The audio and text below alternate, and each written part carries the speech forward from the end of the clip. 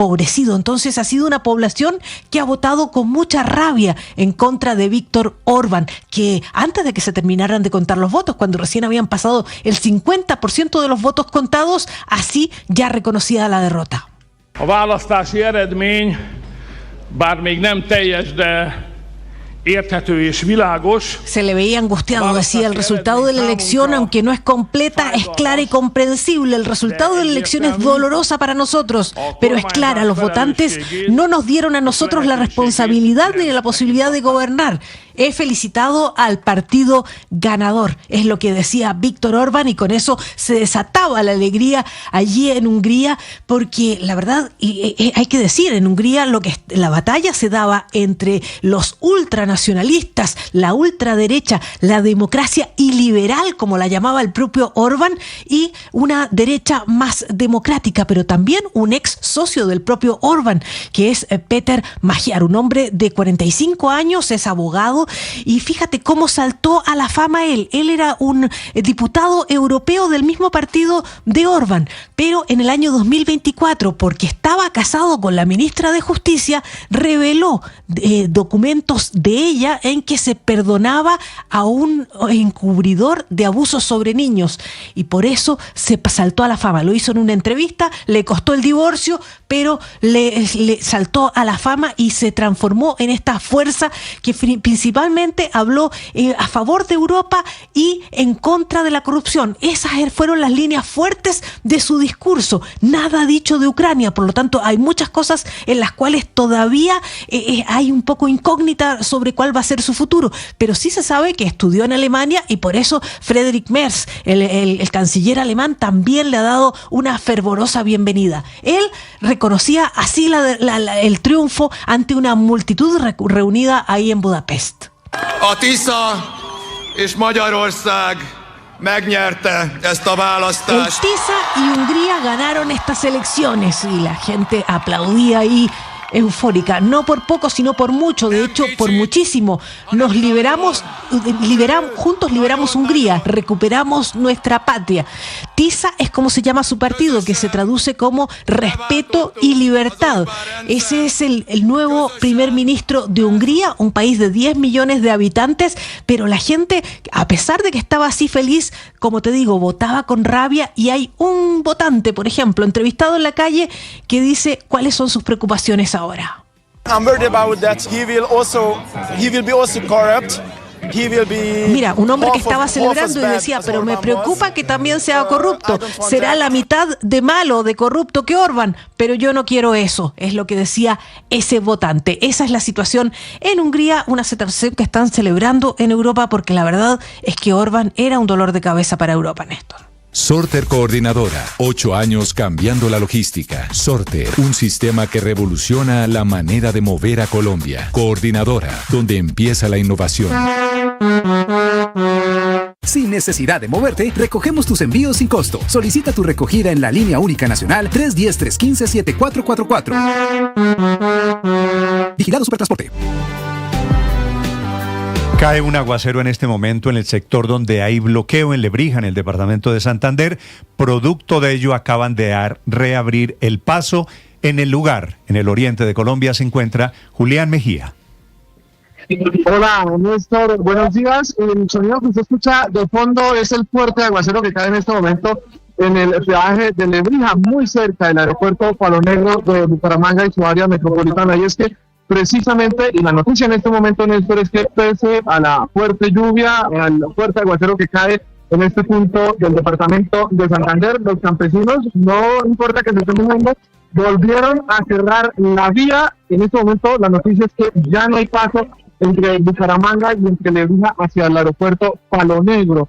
Y es que precisamente la situación es bastante caótica, especialmente para los viajeros que ya quedaron atrapados en el bloqueo y que necesitan seguir caminando hasta el aeropuerto Palo Negro. Los campesinos, pese a la lluvia, cerraron la vía. Don Jason Rojas es uno de los líderes del paro en este punto donde estoy ubicado, Néstor.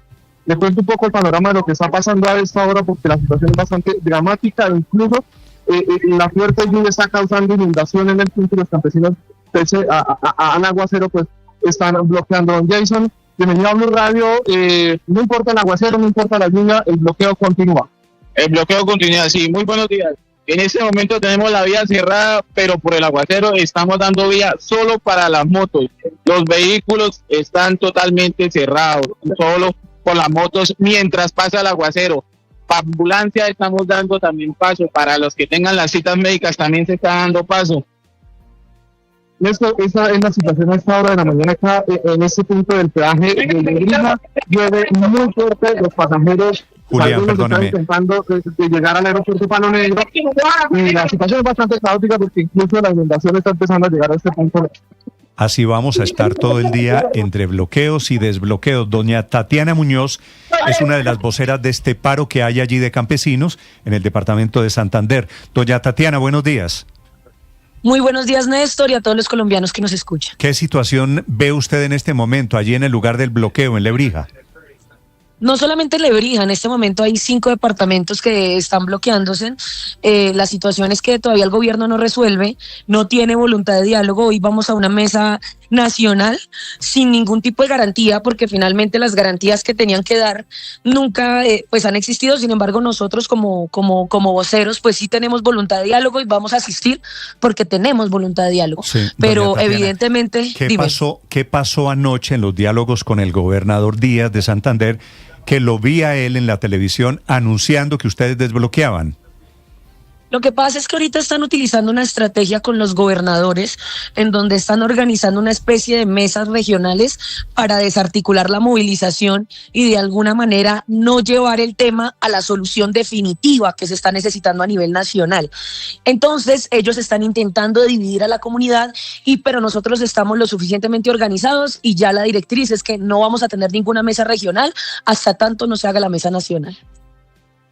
Doña Tatiana, el gobierno la acusa a usted de estar organizando el paro con motivaciones políticas. ¿Usted pertenece al Centro Democrático? No, señor, yo no soy militante del Centro Democrático. Yo hace muchos años, cuando tenía 23 años, en 2023, que fueron las elecciones, yo participé de las elecciones, me dieron el aval del Centro Democrático, terminaron las elecciones, yo me retiré por unas serias diferencias en unos temas muy importantes, entre ellos el tema del catastro multipropósito, y yo no volví a vincularme a ningún tipo de partido. Y yo he seguido dando la pelea de manera individual en este sentido, es decir, sin apoyo de ningún sector político, pero evidentemente pues en este momento el gobierno tiene que jugarse cualquier forma para delegitimar la causa, y en este momento lo está haciendo con un historial mío que pues no es ningún pecado, pero ellos pues sí están mintiendo diciendo que yo soy activa y eso es falso.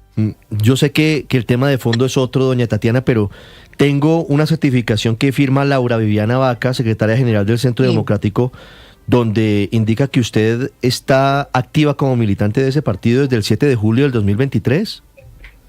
Mira, en el 2023 yo era militante porque pues para que le dieran a uno el aval tenía uno que ser militante, pero yo tengo la renuncia por escrito enviada al señor Vallejo en donde yo renunciaba al partido, y quiero ser muy clara con esto: ni el Centro Democrático ni ningún partido a mí me representa.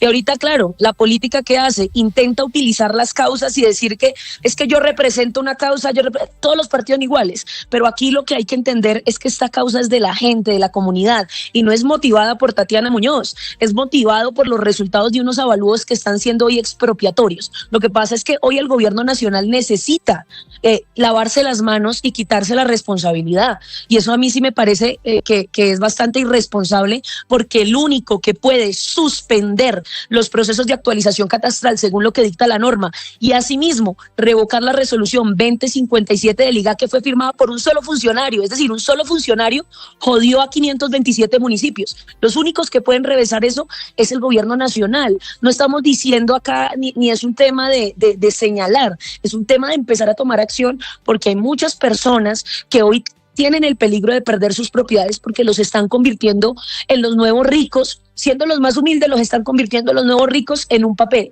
y eso no es justo, y es algo que se viene denunciando no hoy, es algo que se viene denunciando hace ya más de 5 años, y ninguna institución, ni siquiera las instituciones de control, han dado respuesta, a pesar de que hoy es evidente las fallas en el catastro multipropósito.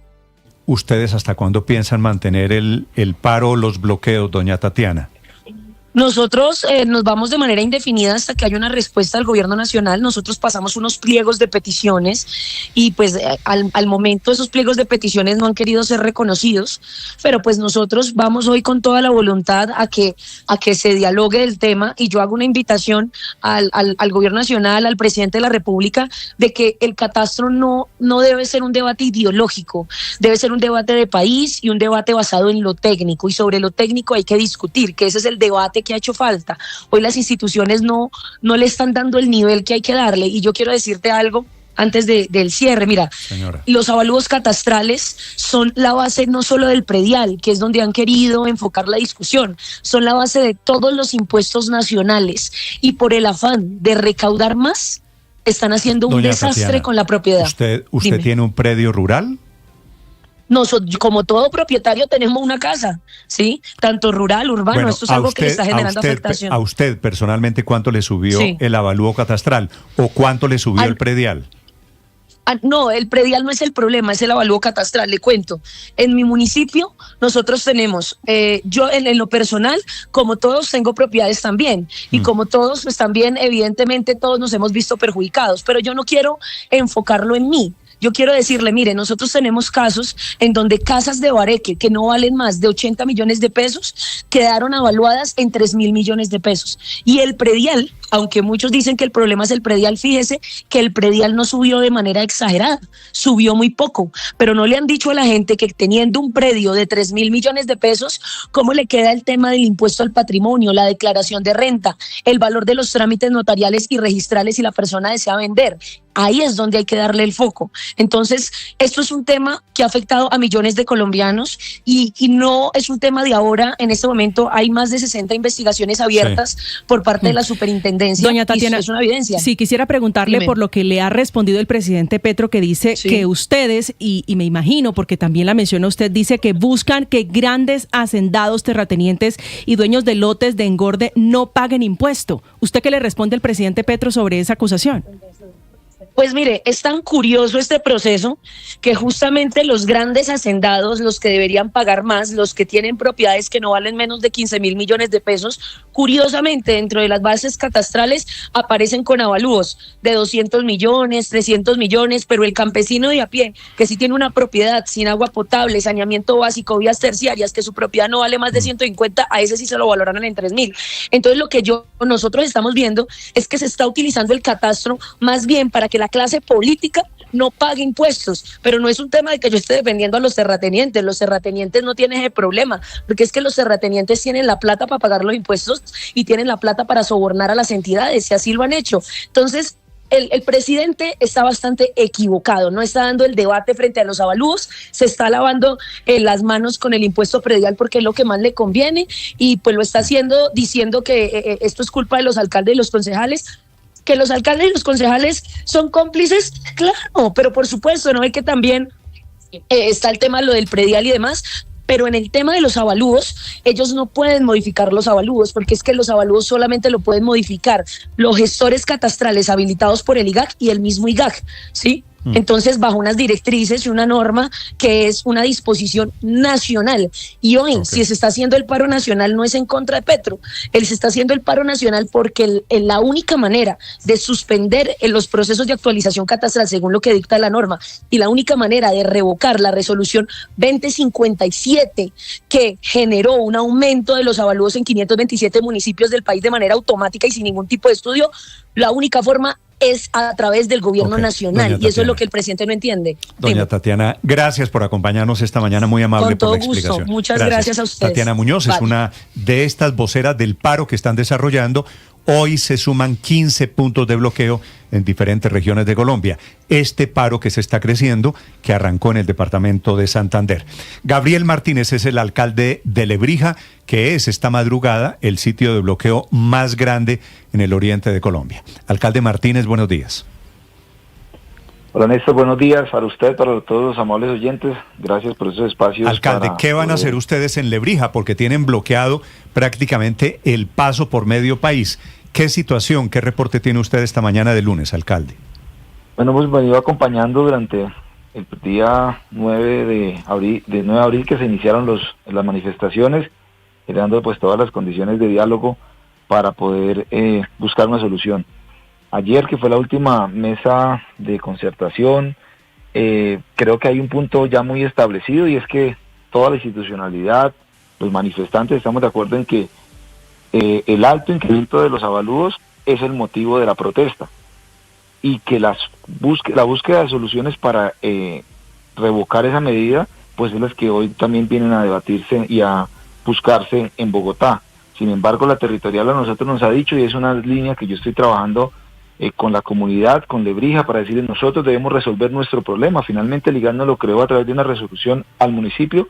Pero eso quería, alcalde, perdóneme, eso quería preguntarle, porque he entrevistado aquí el director del IGAC, que es el Instituto Geográfico Agustín Codazzi, y dice que esta no es culpa del gobierno nacional, que esta es culpa de los municipios, que por eso está pasando en el departamento de Santander. Usted, como alcalde de Lebrija, alcalde, ¿tiene algo que ver en estos avalúos catastrales?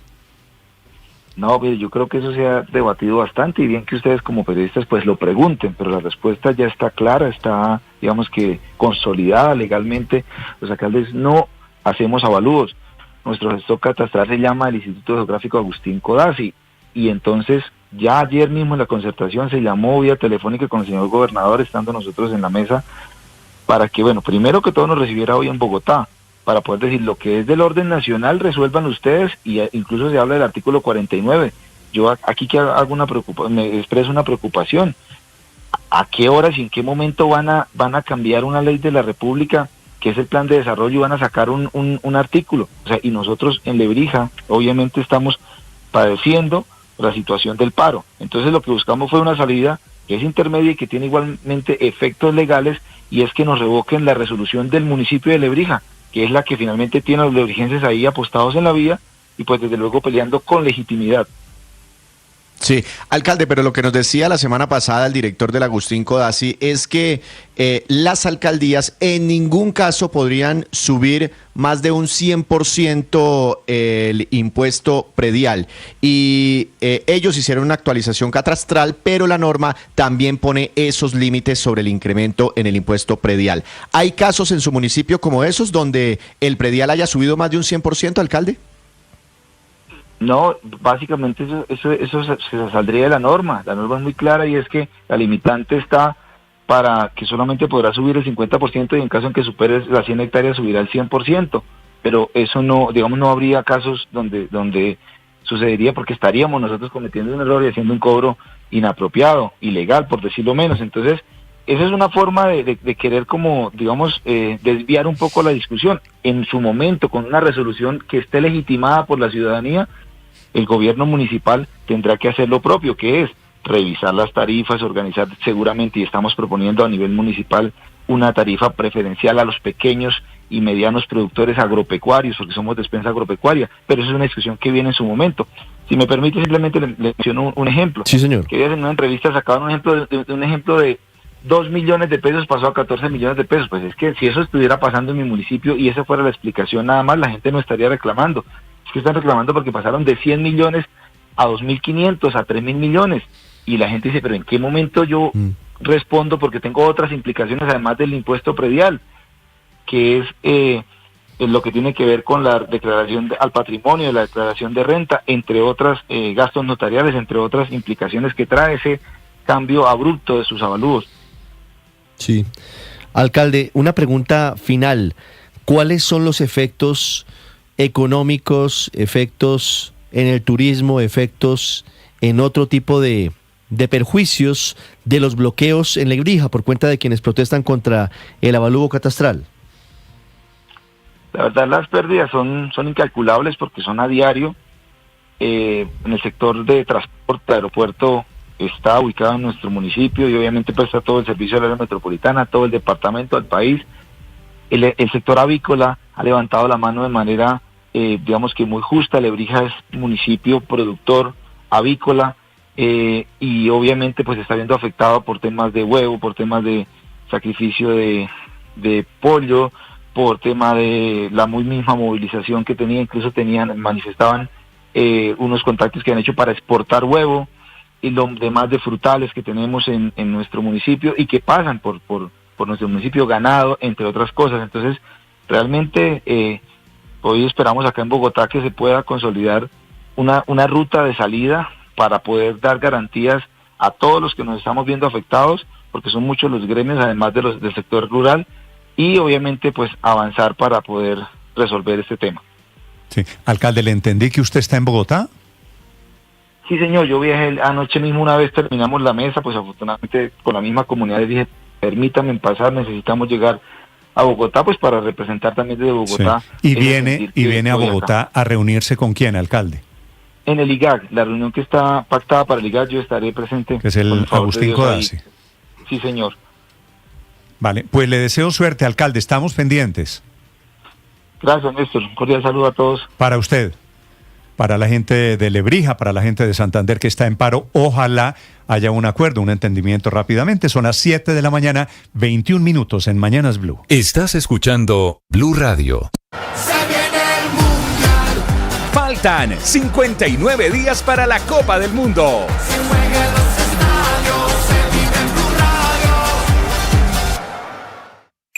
Escanea este código y suscríbete a nuestro canal de YouTube, @Blue Radio Co. Y disfruta y participa de la programación de Blue Radio. Blue Radio, le ponemos cara a la radio. Blue, más que radio.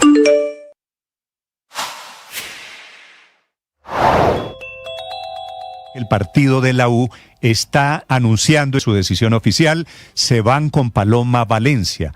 Oficialmente la bancada del partido de la U, que acaba de obtener una respetable votación en las elecciones parlamentarias, va con Paloma Valencia, aunque Ricardo, como en otros partidos, también hay algunos disidentes dentro de la U, ¿no? Sí, señores, es un comunicado que está expidiendo la dirección colegiada del partido de la U, quiere decir los congresistas electos y los que están terminando su periodo, anunciando su respaldo a Paloma Valencia y a Juan Daniel Oviedo. Dice el comunicado que es una determinación mayoritaria la de acompañar esta candidatura. Dicen ellos que es la que mejor representa al centro, como era encabezada por la doctora Paloma Valencia y el doctor Juan Daniel Oviedo.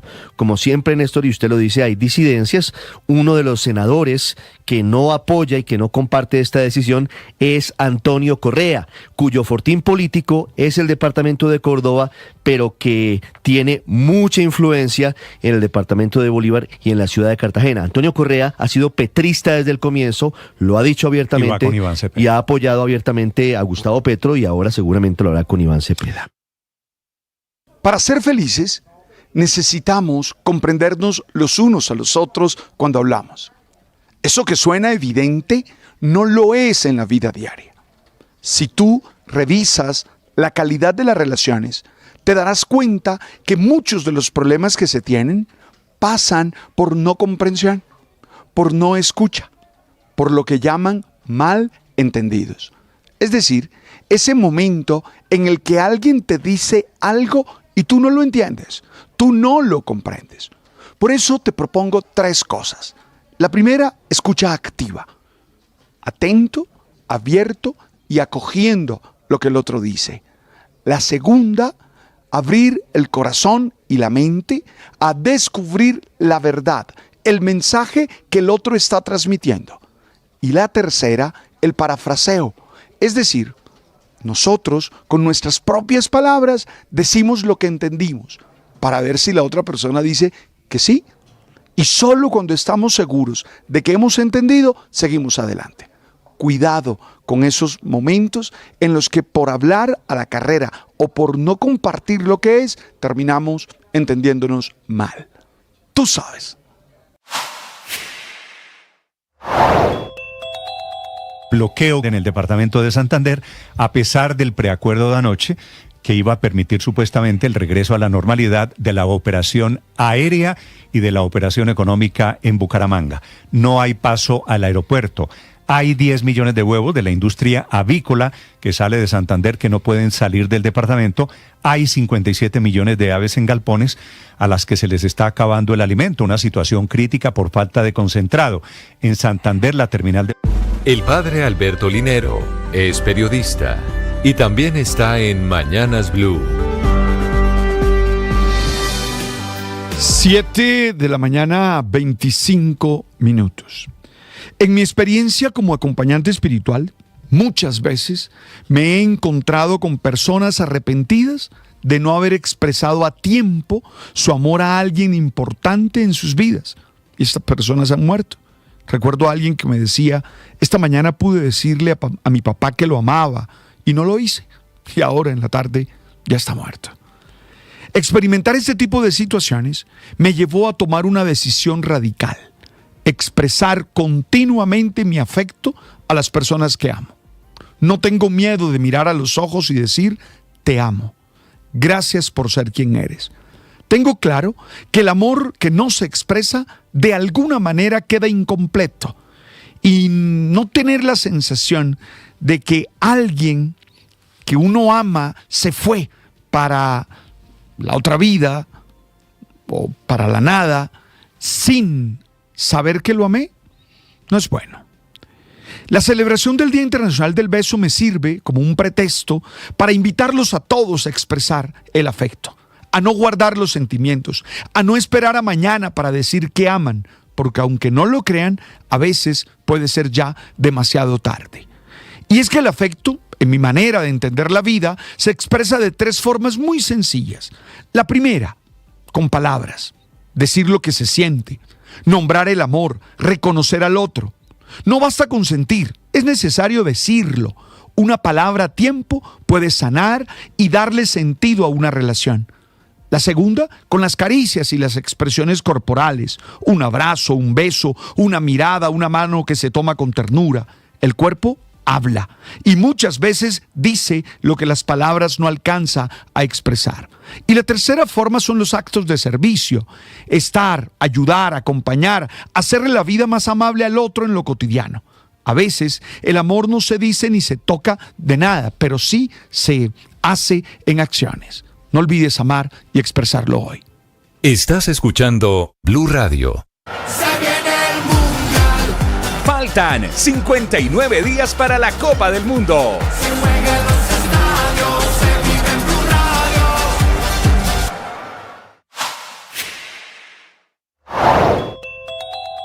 Estamos a 48 días de las elecciones presidenciales en Colombia. Amanecemos con amenazas que regresaron a la política en Colombia.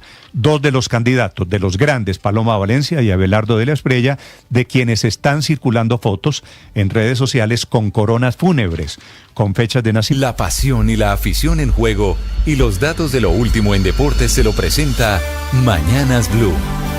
7 de la mañana, 28 minutos, llega la información deportiva a Mañanas Blue. Con empate a un gol, terminó en el Campín el clásico bogotano entre Millonarios y Santa Fe por el azul. Marcó el lateral izquierdo Sebastián Valencia, un remate de primera tras un cambio de orientación de Macalister Silva. Y por Santa Fe empató Hugo Rodallega de cabeza. Fue un clásico lleno de polémicas. El argentino de Millonarios, Rodrigo Contreras, se fue expulsado por un cabezazo a un rival y Falcao volvió a salir molesto y protestó en rueda de prensa por una jugada que reclama como penal, que no dio el árbitro bogotano y único representante nuestro en el Mundial de este año, Andrés Rojas.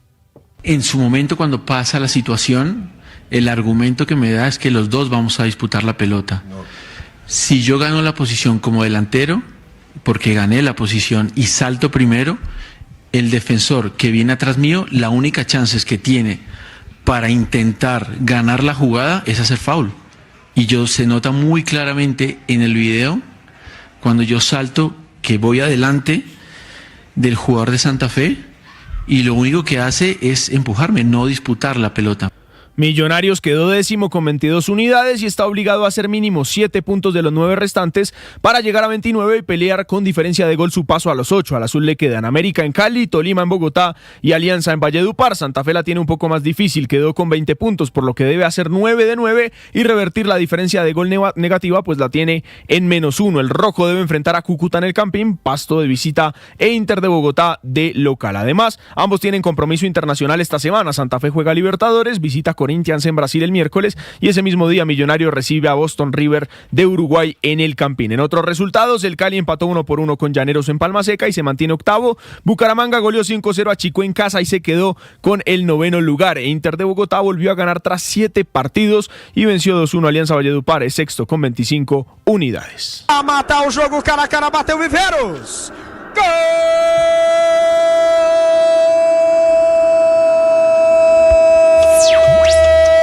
En Brasil se gritaron goles colombianos. Kevin Viveros ratificó su buen momento con un tanto en la victoria 2-0 de Atlético Paranaense sobre Chapecoense. El exnacional marcó su sexto gol en este Brasileirao, quedando a uno del máximo artillero, que es Carlos Vinicius, el delantero del Gremio. El otro gol de Paranaense fue de otro colombiano, Steven Mendoza, quien ya suma 4 en esta temporada. Y con Cruzeiro marcó Neisser Villarreal, el exmillonarios y goleador de la selección Colombia sub-20 en el último mundial de la categoría. Neisser marcó su tercer gol en 10 partidos con el equipo de Belo Horizonte. Al final fue victoria 2-1 frente al Red Bull Bragantino. Y hablando de las selecciones juveniles y copas mundiales, la sub-17 masculina ganó 2-0 ante Paraguay en el Sudamericano y clasificó a la Copa Mundo de la categoría, que será en Qatar en noviembre. La tricolor se impuso con goles de Adrián Mosquera y Matías Caicedo y quedó segunda del grupo A, clasificando a semifinales y quedándose con uno de los 4 cupos al mundial. En semis, Colombia se verá con Brasil por un cupo en la gran final. Y del fútbol nos vamos a la gimnasia,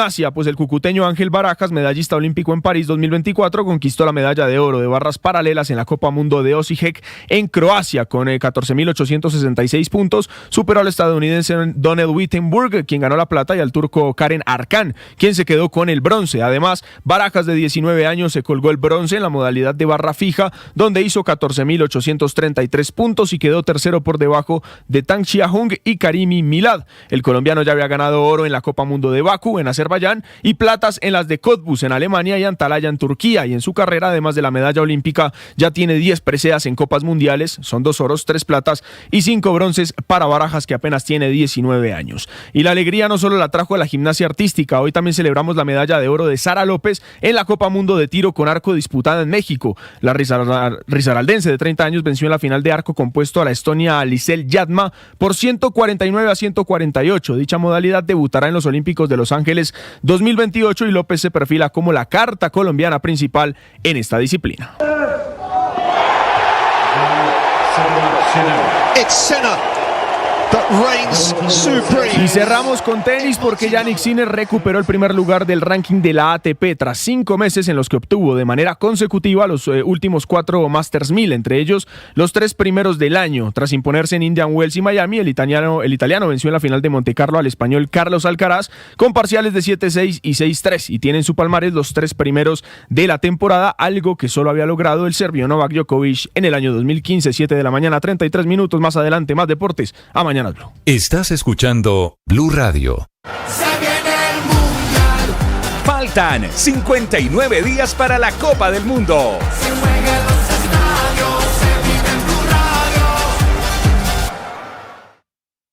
Un saludo especial para ti. Hoy estamos felices de que tú estés aquí con nosotros y nos gusta lo bueno que hay en tu corazón, la bondad que sale por tu boca, las ganas de construir que siempre tienes. No olvides que todo lo que dices es fuente de consecuencias para ti. Si lo que dices es bondadoso, ten la certeza que habrá bondad en tu vida. Si no, tú sabes. Oye, gracias. Suscríbanse y compartan.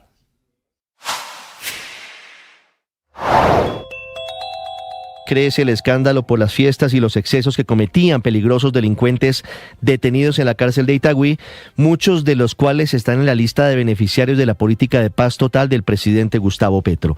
Este fin de semana se conocieron nuevos detalles de la fiesta vallenata que se habría realizado el pasado miércoles 1 de abril en el patio 3 de esa penitenciaría, en la que durante varias horas un grupo de civiles vestidos de negro tomaron el control del ingreso, permitiendo la entrada de un grupo de personas sin registro, entre quienes estarían varias trabajadoras sexuales. También estaría el cantante de música vallenata Nelson Velázquez, quien evidentemente dio un concierto a los detenidos, que presuntamente aprovecharon las gabelas que les dio el gobierno por estar en lo que llaman diálogos sociojurídicos. Luego del escándalo, que hay que decir, revelaron 2 concejales de Medellín, se han conocido nuevos detalles. Hubo un operativo sorpresa del IMPEC y encontraron una verdadera mansión en Itagüí para los bandidos, para los detenidos. Gafas inteligentes, hornos microondas, licores de todo tipo. Son las 7 de la mañana, 35 minutos. A modo de respuesta, Felipe, dice el presidente Petro que por razones de objeción de conciencia no va a cumplir la orden del Tribunal de Cundinamarca, la orden de que tiene que rectificar la versión esa de que en Colombia hubo o podría haber fraude electoral. Una decisión judicial que obviamente no le gustó al señor presidente. Néstor, no entiendo muy bien cuál puede ser la objeción de conciencia cuando en esta providencia del tribunal, por una demanda que presentó el profesor y abogado y columnista Ramiro Bejarano, en la que le dice el presidente no puede seguir cuestionando el sistema electoral. La pregunta es, ¿cuál es la objeción de conciencia? ¿Cuál es? Es que no.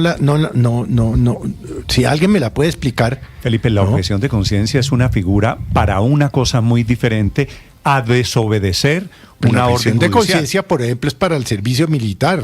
O para un médico que no quiere practicar el aborto. O para un médico que no quiere practicar la eutanasia, pero... Sí, no aplica para la libertad de expresión, Felipe, que es la tesis del presidente. No, entre otras cosas, el presidente de la República, Felipe, es ¿qué tiene que ver la libertad de expresión del presidente de la República con desacatar los fallos judiciales, que además por sí es un delito? Es una autoridad del presidente de la República, por supuesto, la máxima autoridad de Colombia. Así que la máxima autoridad en Colombia, desobedeciendo una orden judicial, acudiendo a la objeción de conciencia, yo no la había visto nunca. Doctor Bejarano, Ramiro Bejarano, doctor Bejarano, buenos días. Buenos días, Néstor, ¿cómo están? El doctor Ramiro Bejarano, como ustedes saben, es un muy prestigioso abogado, columnista y además profesor universitario. Sé que está a punto de comenzar su clase de los lunes. Doctor Bejarano, ¿con base en qué presentó usted esta demanda y con base en qué el Tribunal de Cundinamarca le dio la razón a sus argumentos? Fundamentalmente, Néstor, esto tiene que ver con una afirmación reiterada del presidente de la República, según la cual él sostiene que la Registraduría Nacional del Estado Civil no cumplió una orden del Consejo de Estado que le obligaba a comprar unos equipos para efectos de manejar la información, y él sostiene que esos equipos están en poder o estaban en poder de Thomas & Grethe, que era la entidad contratada para esos fines, y que como consecuencia de eso la registraduría había incurrido en un desacato, y que ello ponía en riesgo, había puesto en riesgo varios procesos electorales del pasado y que ponía en riesgo el proceso electoral del 8 de marzo. Yo formulé una acción popular porque consideré que esas afirmaciones pues violan intereses y derechos colectivos como el de la moralidad administrativa, la seguridad jurídica y la transparencia del proceso electoral, además de la violación a la confianza legítima que debemos tener los ciudadanos en el proceso electoral. La demanda la presenté en octubre del año pasado, previo a haberle hecho una petición. El presidente contestó inicialmente diciendo que él tenía derecho a la libertad de expresión, y el debate se centró en ese punto específico. Entonces el magistrado, la Procuraduría le pidió que decretara como medida cautelar la medida que terminó decretando, y el magistrado decretó práctica de pruebas muy importantes porque se oyó en el testimonio a un doctor experto en libertad de expresión que fue redactor de esa línea en la Comisión Interamericana de Derechos Humanos, el doctor Ignacio Álvarez. Se oyó inclusive el testimonio del doctor Armando Benedetti, y las discusiones giraban hacia el Consejo de Estado realmente le había ordenado al presidente comprar o no ese software, si era obligatorio para el Consejo de Estado comprar eso, y también sobre los límites de la libertad de expresión de los funcionarios públicos. El experto en esa ciencia clarísimamente dijo que claro que el presidente tiene derecho a la libertad de expresión como todos los colombianos, pero lo que no puede hacer ni él ni ningún funcionario público es abusar de la libertad de expresión para hacer acusaciones sin pruebas. La providencia que se ha dictado el viernes pasado ha establecido que en primer lugar jamás el Consejo de Estado, como lo dijimos nosotros, le ha ordenado al gobierno adquirir un equipo de esa magnitud. Con artificios procesales, la defensa del doctor Petro ha dicho que sí, que allí hubo esa orden. Eso no es cierto. Y lo segundo que le ha dicho es que la libertad de expresión del presidente tiene límites, que no es absoluta, que él no puede hacer afirmaciones sin pruebas. Y lo que le ha dicho en términos generales la providencia es: usted dijo mentiras cuando se refirió a los pasados procesos electorales porque allí no hubo fraude. porque él sostiene que con el partido Mira se estableció un fraude gigantesco. Eso no es cierto. Y además le he dicho, en el futuro, para los procesos electorales que vienen, el 31 de mayo y la eventual segunda vuelta, se le ordena que no haga manifestaciones semejantes sin pruebas. El presidente ha salido a decir que le han puesto mordaza. No. Una cosa es que le hubieran dicho, usted no puede hablar de esto. Cosa diferente es que le dijeron, usted no puede seguir hablando de esto sin pruebas, que es lo que obviamente implica la violación a la moralidad administrativa. Sí. Eso le quiero preguntar. ¿El presidente puede desobedecer recurriendo a la figura de la objeción de conciencia? ¿Puede desobedecer esta orden de un tribunal en Colombia? Pues mire, obviamente que desde el punto de vista del estricto derecho, no. Ni un presidente, ni nadie puede desobedecer las órdenes judiciales. ¿Qué tal, por ejemplo, que entonces aquí las personas que estuvieran condenadas por delitos dijeran que por objeción de conciencia no se someten a la pena privativa de la libertad? Eso es un absoluto disparate. No, la objeción de conciencia que está prevista en el artículo 18 de la Constitución, lo que prevé es una facultad para que una persona se resista a cumplir una orden proveniente de una autoridad cuando riña con sus convicciones, como cuando el médico dice yo me niego a practicar un aborto por objeción de conciencia, por ejemplo. Pero una orden judicial, si esa tesis llegara a abrirse paso, pues aquí francamente estaríamos en el reino de la selva. Todo el mundo saldría a decir que está en desacuerdo con las decisiones judiciales, o alguien podría decir válidamente bajo esa tesis, a mí no me gusta pagar impuestos, no estoy de acuerdo con el pago de impuestos y entonces ejerzo mi objeción de conciencia para no pagar impuestos. Eso es un disparate. El presidente no puede utilizar la objeción de conciencia para efectos de seguir violando una providencia que además lo que le ha dicho es que su libertad de expresión no es absoluta.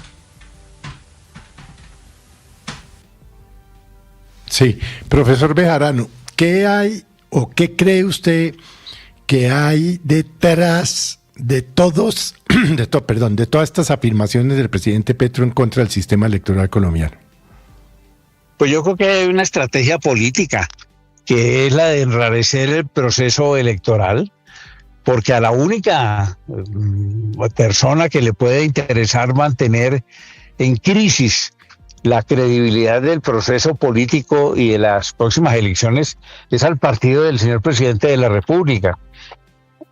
Mientras haya una situación de oscuridad, de inquietud, pues además de que eso se convierte en un incentivo para que los partidarios del partido del presidente salgan a votar, también se convierte en un tema de intimidación a todos los demás votantes y sufragantes. Esa es una estrategia supremamente peligrosa.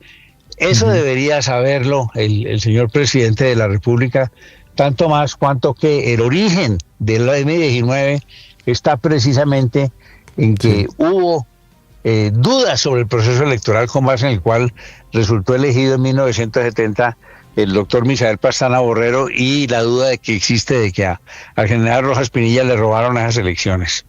Sí.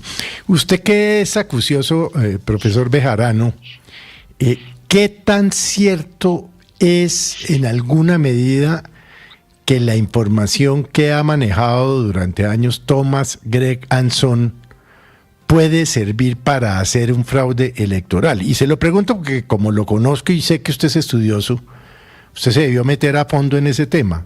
¿Hay algún asidero? ¿Hay alguna verdad en esas afirmaciones? De lo que dice el presidente de la República, además. Sí, correcto, sí. Pues es que es precisamente eso lo que le dice el Consejo de Estado al presidente. Es que salir a decir que Thomas Gray, porque tiene un contrato con la Registraduría Nacional del Estado Civil, está haciendo fraude o está teniendo una información. La acusación del presidente es que el Consejo de Estado le dijo a la registraduría que comprara un software para que ese software no estuviera en poder de un particular, sino del Estado. Eso nunca lo ha dicho el Consejo de Estado, ni en esa providencia del 2018, ni en ninguna otra.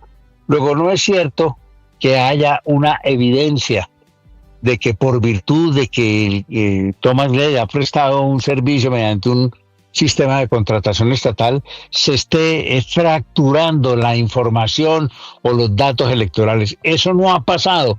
Cuando el presidente sale y dice que en el 2014 hubo fraude, que en el 2018 también, y que en el 2022 también, y que anunció que en las elecciones del 8 de marzo iba a haber fraude, pues está faltando a la verdad.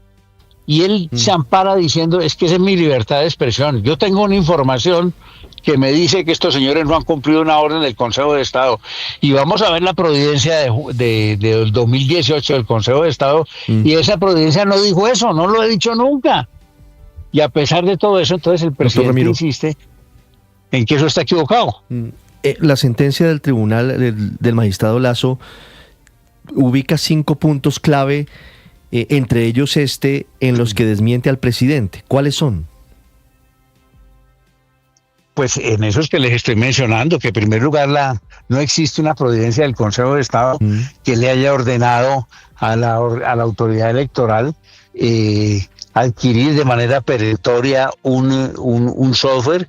En segundo lugar, que las denuncias que el presidente ha hecho de supuesto fraude electoral en el pasado no ocurrieron, que tampoco ocurrió el 8 de marzo, de manera que esas son fundamentalmente. Y lo otro, que la libertad de expresión no puede servir de escudo para ningún funcionario público, incluido el presidente de la República, para que salga a decir mentiras sin pruebas.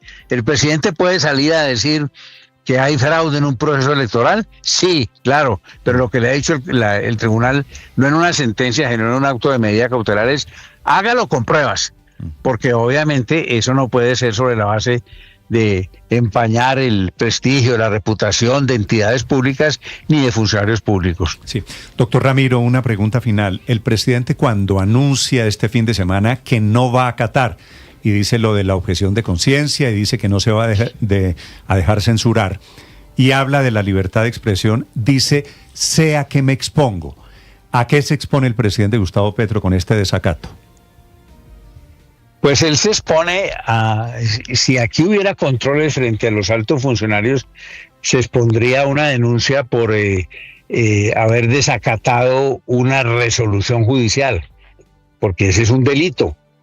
También se expondría obviamente a una acción disciplinaria y se expondría a una acción de naturaleza patrimonial. Pero como él se siente que es un presidente imperial, pues no va a cumplir seguramente la orden, como ya lo dijo. Hoy estamos esperando que salga a explicar cómo es que la tal objeción de conciencia le sirve para no cumplir una orden judicial.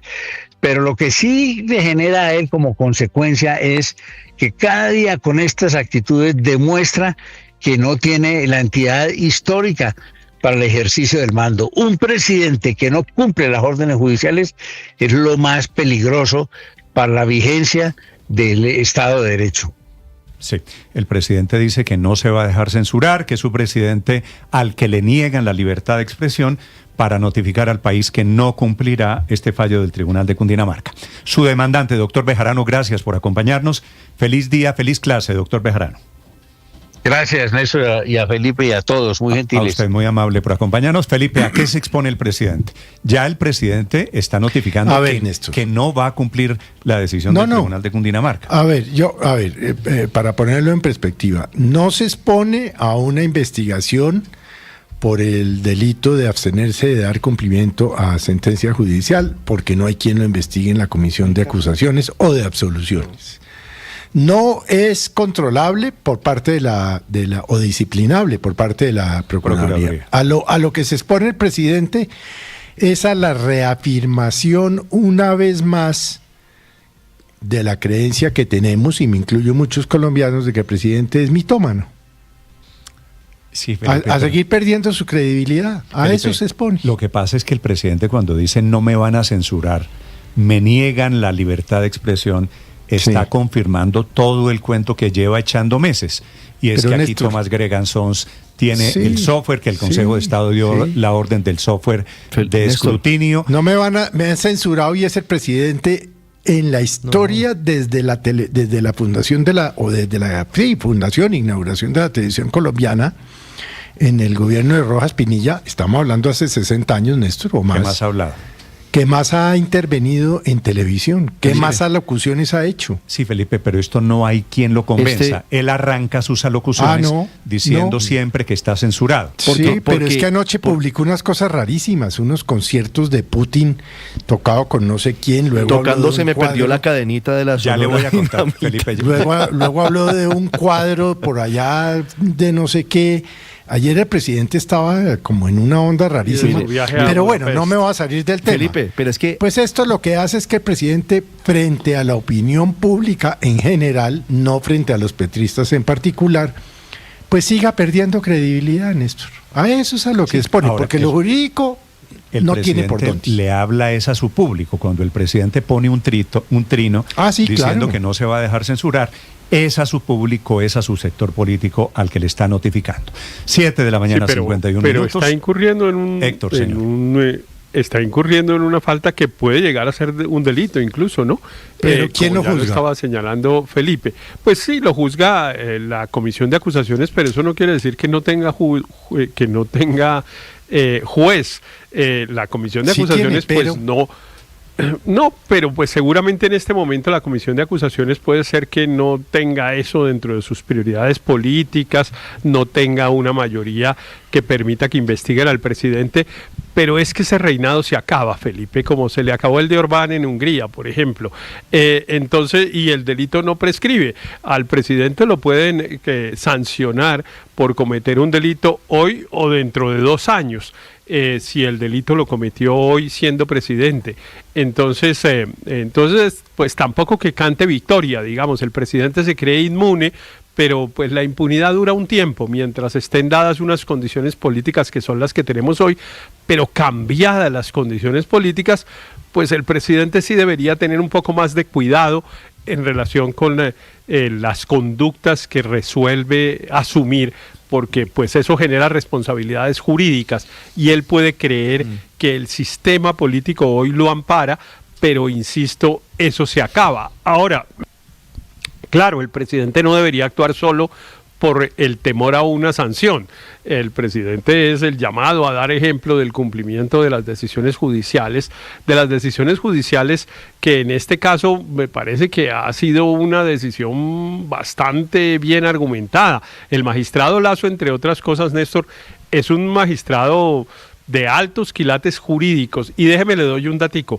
El magistrado Lasso fue postulado a la Corte Constitucional por el Consejo de Estado hace unos 5 años, en una competencia en la que yo participé, ¿usted se acuerda, Néstor? Sí, me acuerdo. Pues el dato que le quiero dar es que el presidente Petro y toda su bancada, por orden del presidente Petro, votó en esa competencia para que eligieran como magistrado al magistrado Lasso.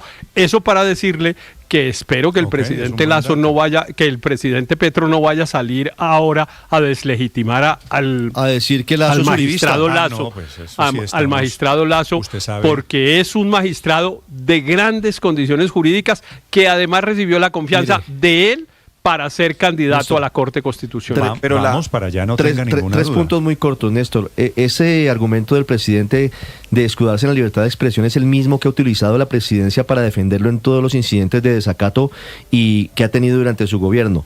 Lo segundo es que el magistrado Lasso detecta 5 mentiras en las que incurre el presidente, minando la credibilidad sobre el sistema electoral.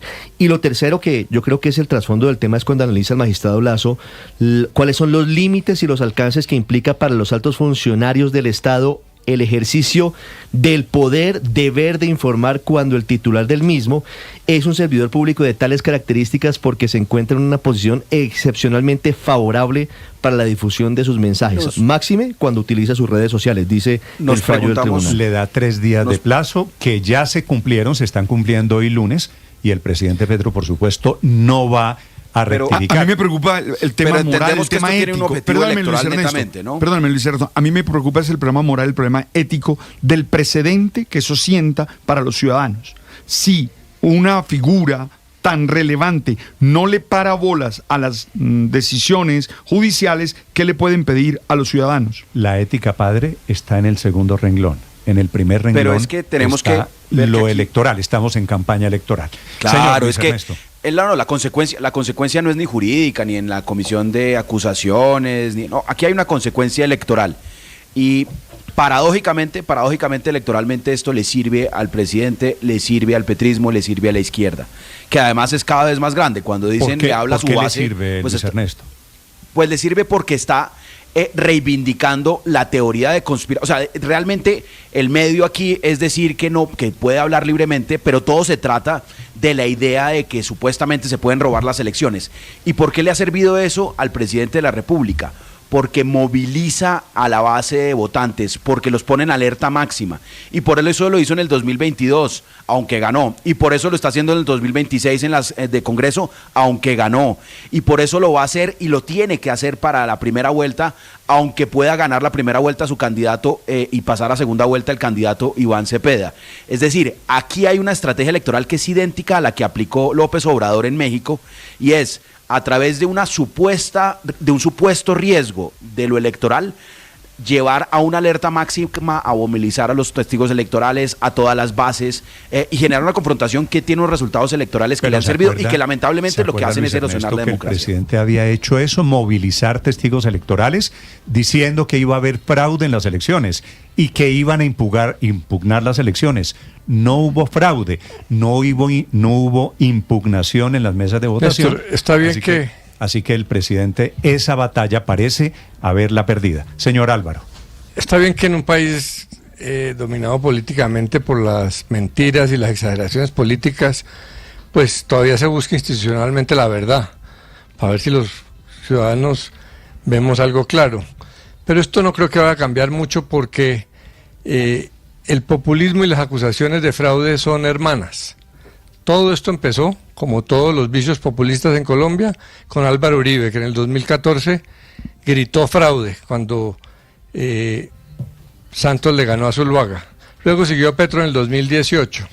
Y el problema de fondo es que pues la oposición dice que tenemos un sistema electoral maravilloso porque lo controla, pero no es así.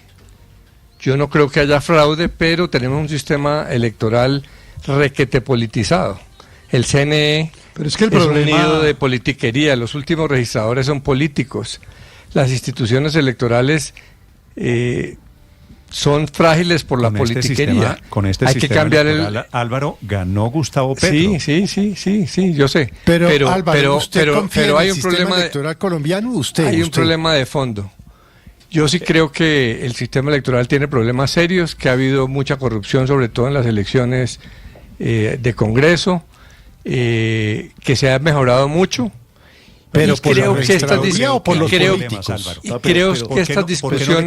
pero es que el fallo del tribunal dice creo que estas discusiones, creo que estas discusiones en este nivel por parte de Petro son malas porque pues está acusando de fraude, pero que el sistema político esté muy atento y haya tensiones y discusiones, y que el gobierno que siente que la oposición controla las instituciones hable, está bien para ver si mejoramos esto. Pero por eso le digo, hay que distinguir entre si usted, por eso se lo pregunto pues amistosa y respetuosamente, ¿usted confía en el sistema electoral colombiano, ergo en la Registraduría Nacional del Estado Civil? Esas respuestas, le acabo de decir, a nivel legislativo ha habido muchos problemas, por eso el Consejo de Estado en casi todas las elecciones termina declarando que unos curules son ilegales y poniendo otros en reemplazo. Yo creo que a nivel presidencial hay suficientes garantías, pero me parece bueno que haya una atención y se siga hablando de que hay que mejorar el sistema electoral porque está requete politizado en manos de los clientelistas. Es que el problema no es ese, el problema no es si a uno le gusta o no el sistema electoral, el problema no es si uno dice que hubo fraude o que no hubo fraude, no, el problema es que si uno dice que hay fraude, tiene que probarlo. Si uno se puede echar el discurso y remontarse a los orígenes de los miles de personas en el mundo que hablan de fraudes electorales, Camilo Torres decía que el que escruta elige, y bueno, uno se puede ir para atrás, por supuesto que sí. Pero aquí no estamos discutiendo eso. Aquí lo que estamos discutiendo es que un presidente de la República, abusando de su poder comunicacional, dice que en Colombia hay fraude electoral y no lo prueba. Ese es el problema. Lo demás lo podemos discutir. A cuál le gusta, a quién le gusta. No solo no lo prueba, sino que lo desmiente la justicia. Si es de día o es de noche, y todo lo que usted quiera, y si por allá robó el ñoño o cualquiera de la curul, no sé.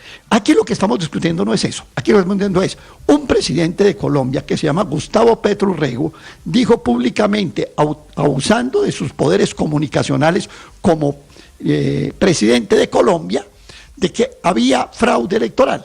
Y una tribunal, que es ante una denuncia para exigirle pruebas, le dice, traiga las pruebas. Él no tiene las pruebas y se tiene que retractar. El cuento del fraude, así es de sencillo, como en todo en la vida, Néstor. Aurelio, en las elecciones parlamentarias es uno de los desmentidos en el tribunal, en el fallo de este fin de semana del Tribunal Administrativo de Cundinamarca.